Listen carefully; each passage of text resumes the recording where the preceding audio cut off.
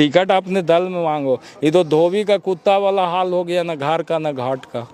कि हम लोग आरजेडी ज्वाइन करना चाहते हैं, लेकिन एक शर्त है, राकेश रोशन जी को टिकट नहीं मिलेगा तब हम लोग आरजेडी ज्वाइन करेंगे। क्या कहिए उन नेताओं को? सब लोग कौन है आपको पता है? ये सारे लोग पिछले चुनाव में भी मेरे विरोधी थे और सब लोग विरोध करके अपना औकात देख लिए। 3400 वोट आया। खेत खाए गधा, मार खाए जोल्हा। 5 बरस काम करेगा हमारा वर्कर और हमारा कार्यकर्ता और हमारा लोग, और उसका लाभ किसको मिलेगा? सबसे पहली बात तो ये है कि बीजेपी को आरजेडी का संता क्यों सता रहा भाई। और ये जो यहाँ के जो नेता लोग हैं, ये लोग तो फिर कहेंगे तो वही कहे लगेगा आपके चैनल पर कि कोई कहेगा चिरकुट कह देता है तो सिरकुट कह देता है। हम कहा लो सब बात बोले भाई, लेकिन छिछला राजनीति नहीं। अब इन्हें लालू जी के नाम लीजिएगा और उन्हें वोट दीजिएगा लोकसभा में, किसको? तो कौशलेंद्र को। तो ये विद्यालय आज उद्घाटन हुआ, बन के तैयार है लोगों की सेवा में। इसके लिए बहुत खुशी है। बगल में आप देख रहे हैं हॉस्पिटल भी बन रहा है। हमारी आगे की सोच है कि इस इलाके को एजुकेशन हब के रूप में विकसित किया जाए।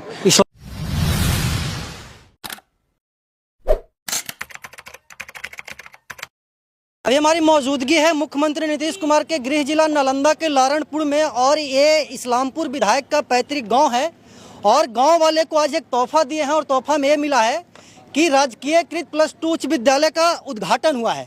विधायक जी आए हैं और ग्रामीणों को संबोधित किए हैं। हम जानते हैं कि इस विद्यालय को यहाँ पे बनवाने में किन किन कठिनाइयों का सामना करना पड़ा और अपने गाँव के लिए पिछले 5 वर्षों में क्या क्या काम किया। विधायक जी, सबसे पहले स्वागत है मेरे चैनल पर। धन्यवाद।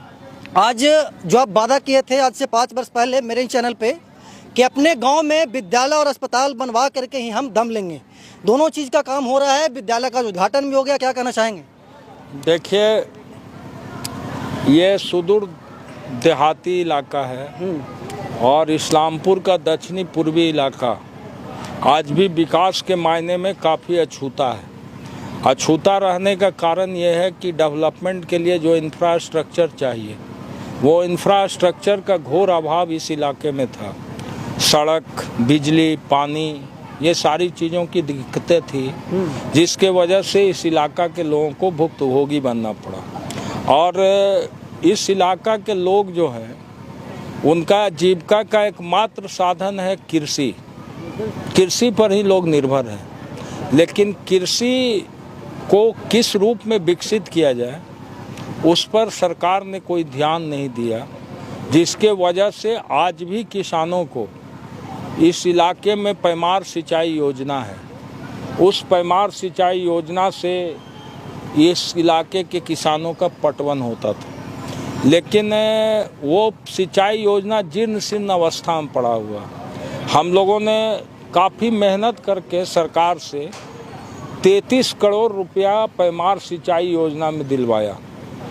पैमार सिंचाई योजना का उद्गम स्थल आप चूँकि स्थानीय आदमी आप भी जानते हैं, पैमार नदी से वो निकलती है और मालीसाड़ से जो निकलती है उसका 2 पार्ट है। एक चला जाता है सिलाव के इलाके में, एक हमारे इलाके में आता है। तो इस इलाके में जो नहर का खुदाई जिस रूप में होना चाहिए था, नहीं हुआ, और डेप्थ नहीं रहने के कारण नहर का और पानी का जो वो चिकनापन है, जिसको आप लोग काई कहते हैं, काई के चलते जितना दूर तक पानी जाना चाहिए था नहीं जा पाता। तो ये इस इलाका में ये सारे सब चीज़ थे जिसका समाधान जरूरी था।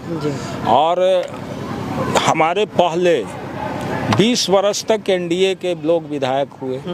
एनडीए के लोग जो विधायक हुए, इस इलाका को हमेशा उपेक्षा के दृष्टिकोण से देखने का काम किया। कभी भी इस इलाका को विकास के लिए उन लोगों ने सोचने का काम नहीं किया। यदि सोचे होते तो अभी मंच से हमने गिनाया कि हमने कम से कम 25 को रोड बनवाया, बड़ा बड़ा प्रोजेक्ट जो हमने करवाया, सब चीज़ का चर्चा हम अपने वक्तव्य में आपके सामने किए। तो हमको लगा कि ये लारणपुर विद्यालय जो है बहुत ही पुराना और ऐतिहासिक विद्यालय है। आपके पिताजी भी शायद इसी से पढ़ाई किए थे? जैसा लोग बोलते हैं, 8वां क्लास तक पढ़े थे, उसके बाद बिहार शरीफ चले गए थे वो।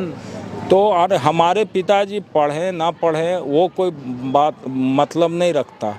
विषय ये है कि इस इलाका में शिक्षा का विकास सबसे इम्पोर्टेंट चीज़ है।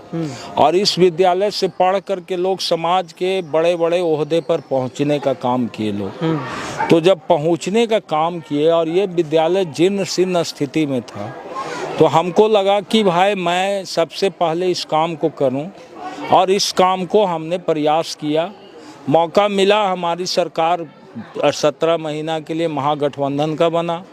हमने शिक्षा मंत्री जी से बात करके इस विद्यालय का स्वीकृति प्रशासनिक दिलाया, भवन का पैसा भी दिलवाया, उनको खुद लाए यहाँ शिलान्यास करने के लिए। आज उद्घाटन होकर के तैयार हो गया।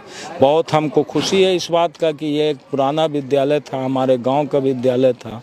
तो ये विद्यालय आज उद्घाटन हुआ, बन के तैयार है लोगों की सेवा में।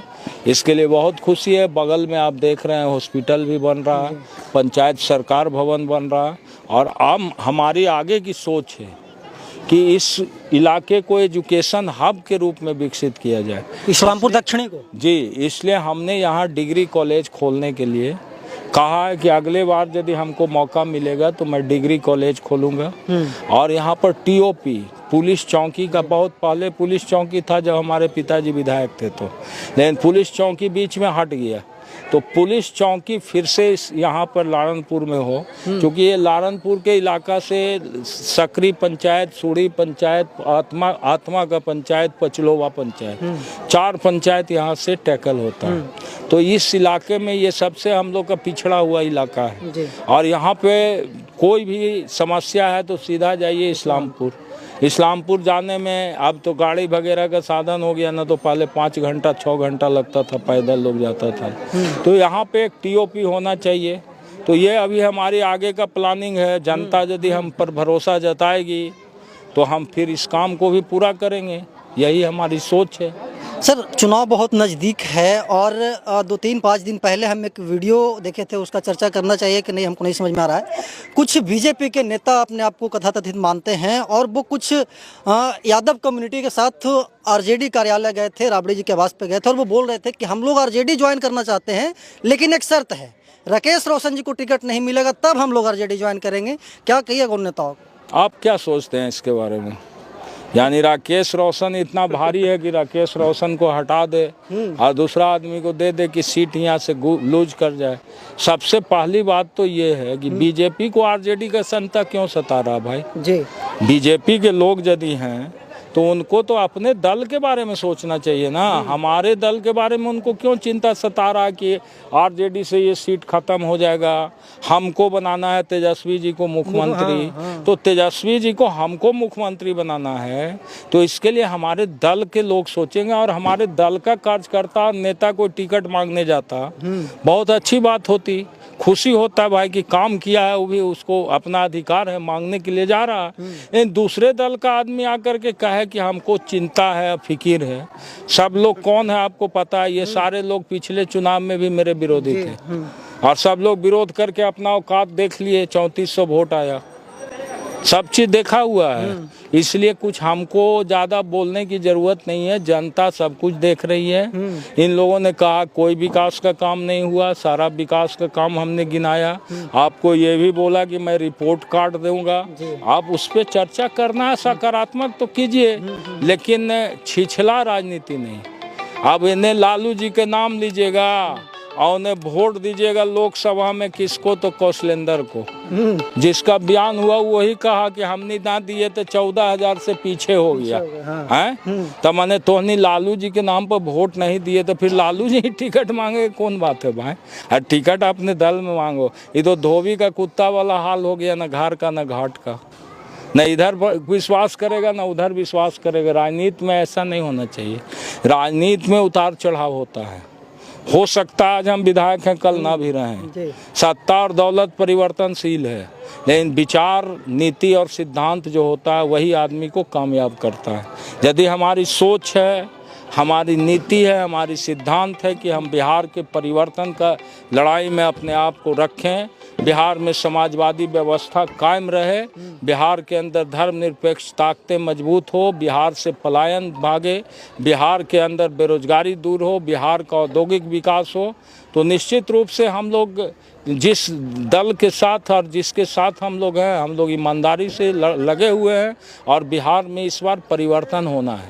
आखिरी सवाल होगा। हाँ, परिवर्तन होना है, इसलिए जो लोग कुछ लोग हैं बेवजह उस परिवर्तन का लाभ लेना चाहते हैं। तो 5 बरस कहता ना, खेत खाए गदहा मार खाए जोल्हा। 5 बरस काम करेगा हमारा वर्कर और हमारा कार्यकर्ता और हमारा लोग, और उसका लाभ किसको मिलेगा? 15 बरस बाबूजी हमारे विधायक रहे तो उनका कर्म का लाभ हमको ना मिला है। तो उसी तरह से राजद परिवार है, और ये राजद परिवार और महागठबंधन परिवार भी हम लोग साथे चला रहे हैं। इस बार आप देख रहे हैं कि कहीं कोई कार्यक्रम अलग से नहीं। राहुल जी के नेतृत्व में यात्रा चला, सारे लोग, तेजस्वी यादव, दीपांकर भट्टाचार्य, मुकेश साहनी, सीपीआई के डी राजा साहब, सीपीएम के नेता, सब लोग एक साथ थे। और सबका सिर्फ और सिर्फ एक संकल्प है, लोकतंत्र बचाओ, देश बचाओ, संविधान बचाओ। ये एकजुटता आखिरी चुनाव तक रहेगा सर, क्या लगता है? क्या मेरे यहाँ कोई दिक्कत नहीं है। इस्लामपुर एकदम एकजुट। मेरे यहाँ माने मेरे दल में किस परिप्रेक्ष्य में आप पूछना चाह रहे हैं? हमारे यहाँ हम यूपीए गठबंधन में कोई दिक्कत नहीं है।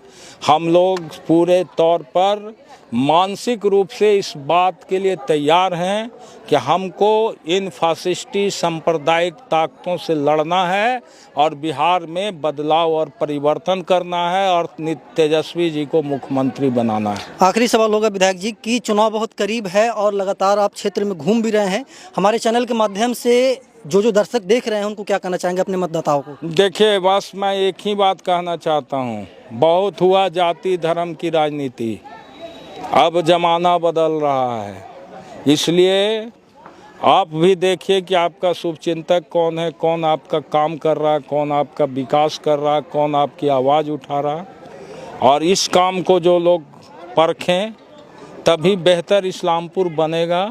लेकिन आपसे मेरा एक अनुरोध, आपके कथनानुसार हमने 5 कृषकों के सवाल को ला के खड़ा कर दिया लड़ाई के मैदान में जी।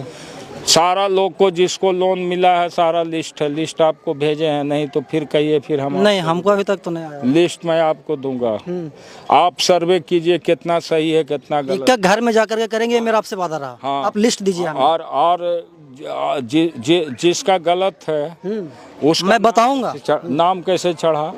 और दूसरा बात, जिसको पैसा मिल रहा आधा पैसा कहाँ जा रहा है ये भी आपको पता है? बिल्कुल पता है, बिचौलियों के पास जा रहा है 17,000 रुपया जा रहा है ना।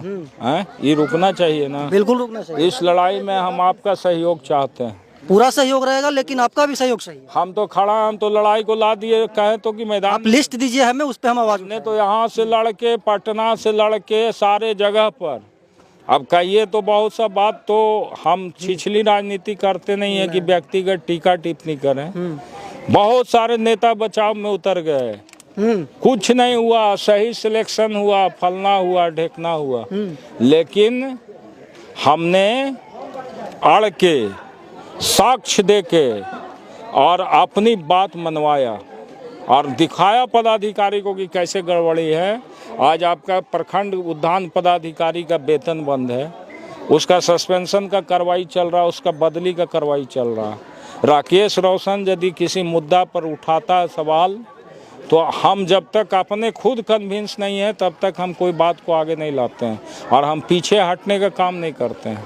और ये जो यहाँ के जो नेता लोग हैं, ये लोग तो फिर कहेंगे तो वही कहे लगेगा आपके चैनल पर कि कोई कहेगा चिरकुट कह देता है तो सिरकुट कह देता है। हम कहा लो सब बात बोले भाई, सबका विरोध मुबारक हो, लेकिन हम भी सबको आपके चैनल के माध्यम से चुनौती देते हैं कि विकास का सवाल हो या राजनीति का सवाल हो, कोई चर्चा कर ले हमसे, कहीं भी लगाइए डिबेट लगाइए, जहाँ जिस चौराहे पर, जिस नुक्कड़ पर, जिस मैदान पर।